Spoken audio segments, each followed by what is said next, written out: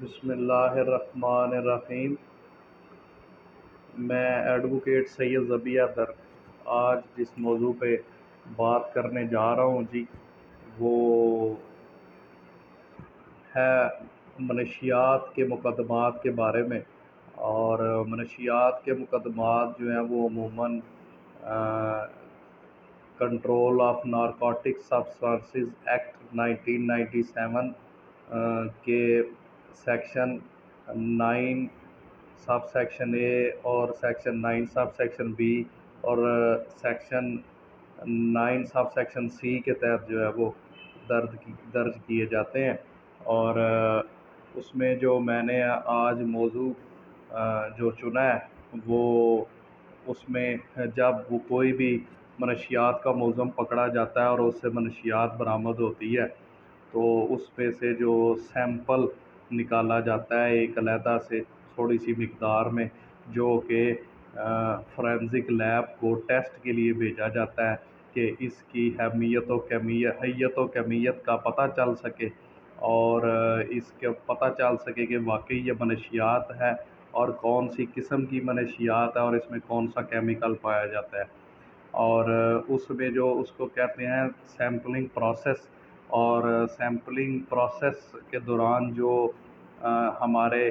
تفتیشی افسران حضرات، چاہے وہ اینٹی نارکوٹکس فورس کے ہوں یا پولیس کے ہوں یا کسی اور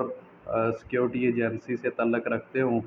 وہ جو ہیں وہ غلطیاں کرتے ہیں، اور ان غلطیوں کو میں نے جو ہے وہ سیمپلنگ ایررز کا نام دیا ہے کہ وہ سیمپلنگ پروسیس کے دوران جو ہے وہ جو غلطیاں کرتے ہیں، اس لیے سیمپلنگ ایررز ان کو کہتے ہیں۔ سیمپلنگ ایررز میں جو ہے وہ بعض اوقات یہ غلطی کرتے ہیں کہ ایک سیمپل لے کے بھیجتے ہیں اور وہ صحیح اگر نہیں ہوتا تو اس میں ایک سیکنڈ سیمپل جو ہے وہ لے کے اسے بھیجتے ہیں تاکہ اس کا نتیجہ جو ہے وہ حسب منشا حاصل کیا جا سکے۔ لیکن وہ اس میں غلطی یہ کرتے ہیں کہ سیکنڈ سیمپل کا بھی کوئی وٹنس بعض اوقات نہیں رکھتے، یا اس میں بھی کوئی اس کی باقاعدہ ڈاکومنٹری پروف اس کا نہیں لیتے، اگر بھیجتے بھی ہیں تو وہ صحیح طرح سے نہیں پہنچ پاتا۔ دوسری بات یہ ہے کہ سیمپل جو لے کے جو بھیجتے ہیں اس کو ایف ایس ایل کو، وہ اس کی ٹرانسمیشن جو ہے وہ سیف نہیں ہوتی بعض اوقات، جس کی وجہ سے وہ خشک ہو جاتی ہے منشیات۔ چرس ہے، کوئی بھی ہے، چرس کا زیادہ خطرہ ہوتا ہے کہ وہ خشک ہو جاتی ہے کیونکہ وہ اس کی سیف ٹرانسمیشن نہیں ہو سکتی، اس کو حفاظت سے ادھر نہیں ایکسپرٹ تک پہنچ پاتی، جس سے وہ خشک ہو جاتی ہے، اس کا وزن کم ہو جاتا ہے اور اس میں بھی اس کی اہمیت کمیت یا تھوڑی تبدیل ہو جاتی ہے، جس وجہ سے وہ رپورٹ ٹھیک نہیں آتی اور وہ ملزم کو بری ہونے میں مدد ملتی ہے۔ ٹھیک ہے، اس کی جو کسٹڈی ہے بعض اوقات وہ حفاظت سے نہیں رکھی جاتی، وہ محفوظ نہیں ہوتی، اس لیے جو ہے وہ بعض اوقات اس میں خشک ہو جاتی ہے یا وہ بھی اسی زمرے میں آ جاتا ہے۔ اور بعض اوقات جو ہے وہ فورینزک سائنس لیبارٹری سے یہ رسید نہیں لیتے، جمع کراتے وقت رسید نہیں لیتے، اور وہ رسید نہ ہونے کے بنا پہ کوئی پروف نہیں ہوتا کہ آپ ادھر جمع کروا کے آئے ہیں یا نہیں جمع کروا کے آئے۔ دوسرا یہ ہے کہ اگر سیمپل ایک سے زیادہ بھیجے گئے ہیں تو وہ جو ہے ان کا وزن جو ہے وہ کنٹراڈکشن آ جاتی ہے۔ اگر ایک سیمپل بھیجا گیا ہے تو اس کا وزن کچھ اور ہوتا ہے، اور جب وہ ادھر ایکسپرٹ کے پاس پہنچتا ہے تو اس کا وہ وزن کرتے ہیں تو اس کا وزن کچھ اور نکلتا ہے، اور یہ ان سیف کسٹڈی اور ان سیف ٹرانسمیشن کی وجہ سے ہوتا ہے کہ حفاظت میں رکھا نہیں جاتا، حفاظت سے لے کے نہیں جاتے۔ اور سیمپلز پہ جو ہے وہ بعض اوقات تاریخ سیمپل بھیجنے کی انہوں نے مینشن نہیں کی ہوتی، جس وجہ سے بھی ملزم بری ہو جاتے ہیں اور ان کو وہ بینیفٹ ملتا ہے۔ ٹھیک ہے، امپراپر سیمپلنگ کرتے ہیں، غیر مناسب طریقے سے سیمپل لیا گیا ہوتا ہے، پراپرلی سیمپل نہیں لیتے کیونکہ اس کا بعض اوقات زیادہ حصوں میں منشیات پکڑی جاتی ہے، اور وہ اس کا تفتیشی حضرات جو ہیں وہ ہر حصے سے منشیات کا سیمپل الگ سے لینا ضروری ہے، تاکہ ہر حصے کی حیت اور کمیت جو ہے وہ جانی جا سکے، لیکن وہ تفتیشی حضرات جو ہیں وہ لاپرواہی کرتے ہیں، اس چیز کو نظر انداز کرتے ہیں، وہ نہیں لیتے، ٹھیک ہے۔ اور سیمپل کو سیل کرنا ہوتا ہے، بعض اوقات وہ پراپرلی سیل نہیں کی گئی ہوتی، جس وجہ سے نقصان ہوتا ہے، یا اس کا کوئی ریکارڈ نہیں ہوتا، جس وجہ سے ملزم کو فائدہ ہوتا ہے اور عدالتیں بری کر دیتی ہیں،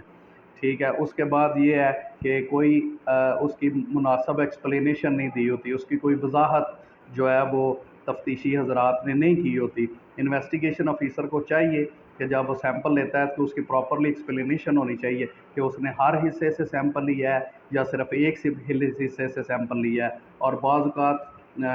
جب منشیات زیادہ حصوں میں برآمد ہوتی ہے تو وہ ہر حصے سے لے کے سیمپل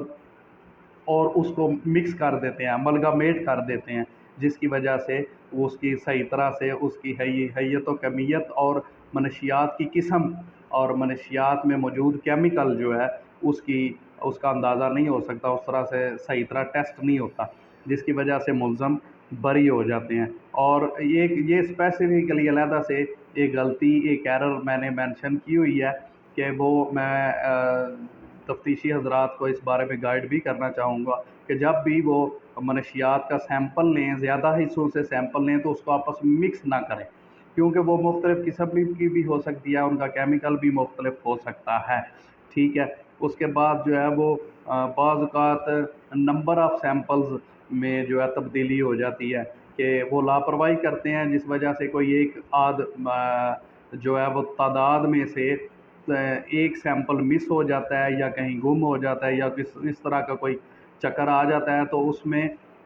تفتیشی حضرات کو چاہیے کہ ان کو حفاظت سے رکھیں، سیمپلز کو، تمام سیمپلز کا ریکارڈ رکھیں تاکہ نمونوں کا صحیح طرح سے وہ چیک ہو سکے۔ اور ہر حصے سے نمونہ لینا پہلے بھی میں 2-3 دفعہ بات کر چکا ہوں کہ ضروری ہوتا ہے، اس لیے اس کا ضرور کریں۔ اور ایک بات جو بڑی اہم ہے وہ یہ ہے کہ ایکسپرٹ کو بھیجنے میں دیر کر دیتے ہیں، ڈیلے ان ٹرانسمیشن ہوتا ہے، تو وہ بھی ایک غلطی ہے۔ وہ بعض اوقات کیا ہوتا ہے کہ اس کے بارے میں ایس پی انویسٹیگیشن عمران رزاق صاحب سے میں نے ایک دفعہ بات کی، تو انہوں نے کہا جی کہ وہ لاپرواہی کرتے ہیں، محرر جو اپنے پاس رکھ دیتے ہیں، اس کو سیمپل کو وقت پر ایکسپرٹ کو نہیں بھیجتے، جس کی وجہ سے ڈیلے ہو جاتا ہے، اور یہ بھی ایک ڈاؤٹ کریٹ ہوتا ہے، شک پیدا ہو جاتا ہے کیس میں، پراسیکیوشن کے کیس میں، جس وجہ سے ملزم کو فائدہ ہوتا ہے اور ملزم جو ہے وہ بری ہو جاتا ہے۔ اور اس کے بعد میں بات کروں گا کہ جب وہ منشیات پکڑتے ہیں تو اس وقت ان کو گواہوں کو جو ہے وہ رکھنا ضروری ہوتا ہے۔ اس موضوع پہ میں اگلے لیکچر میں بات کروں گا۔ آج کا لیکچر جو ہے وہ صرف سیمپلنگ پہ بارے میں تھا، اور یہ لیکچر جو ہے وہ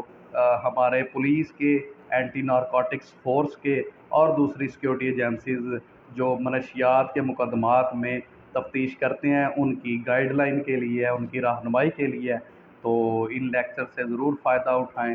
اور اپنی جو ہے وہ تفتیش کو بہتر کریں تاکہ ملزم جو ہیں وہ سزا ہو سکیں، وہ آسانی سے بری نہ ہوں۔ شکریہ، بہت شکریہ آپ کا، اور میرا خدا حامی و ناصر ہو۔